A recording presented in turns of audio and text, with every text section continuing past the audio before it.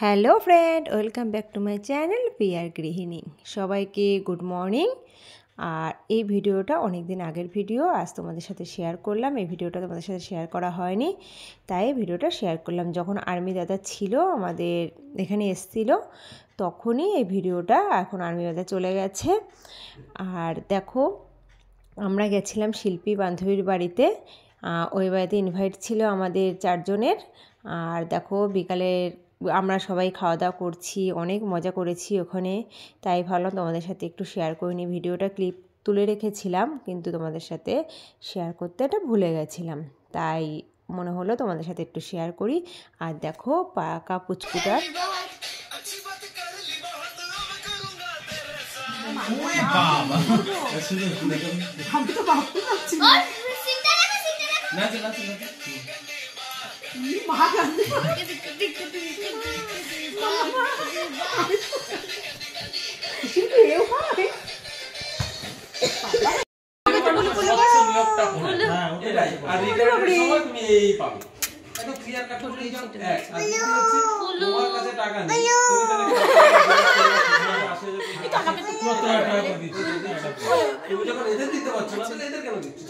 আচ্ছা চাদর দিয়েছে জব চাদর আচ্ছা পুলু তো হলো লাইন দিয়ে করতে পুলু ও মাই আমরা সবাই ঠাকুর দিতে বলে আমার বাড়িতে একটু পূজা এটা পূজা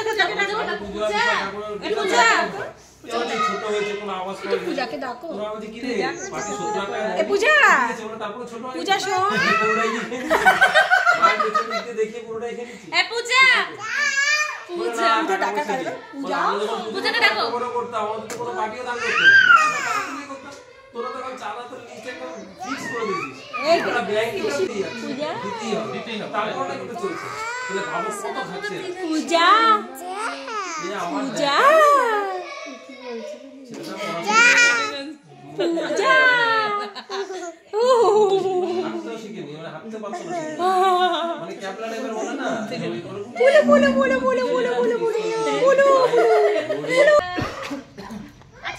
টাটা বাই বাই। আগামীকাল আমার হাজব্যান্ডের বার্থডে, তাই জন্য বাড়িতে এসে শাশুড়ি মাকে নিয়ে দেখো রাত 10:45টার সময় বাজারে এসেছি। কিন্তু এমনই কপাল, বাজারে টোটাল সব বন্ধ হয়ে গেছে। শীতের রাত যেহেতু, মানে 9:30 বাজতে না বাজতে সব বন্ধ হয়ে গেছে। মিওমোর থেকে একটা ছোটো কেক নিলাম। আর যেগুলো দরকার ছিল গিফট কিছুই কিনতে পারলাম না। রান্নাঘরে হোয়াইট সিমেন্ট করবো, তাই জন্য হোয়াইট সিমেন্ট নিয়ে নিলাম এই দোকান থেকে। আর মুদিখানা পায়েস টায়েস করার জন্য টুকটাক যেগুলো দরকার সেগুলো নিলাম।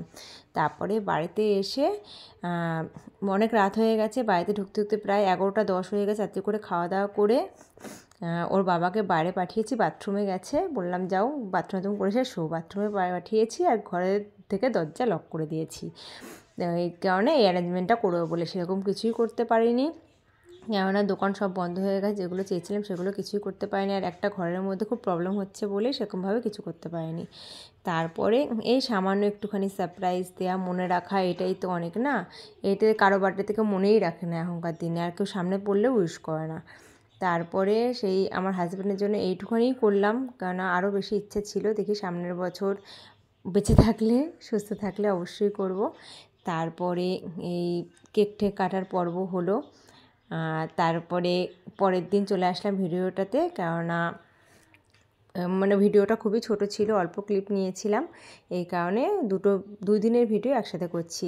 বরের বার্থডেতে সেরকম কিছুই করিনি। আমার মেজো বোনের খুব শরীর খারাপ, প্রিয়ার প্রচণ্ড পরিমাণে কদিন ধরে জ্বর, পেটে ব্যথা, এই কারণে ও যেতে পারেনি। ওর আসার কথা ছিল, আমাদের বাড়ির সবারই আসার কথা ছিল, ওর জন্য কেউ আসতে পারেনি।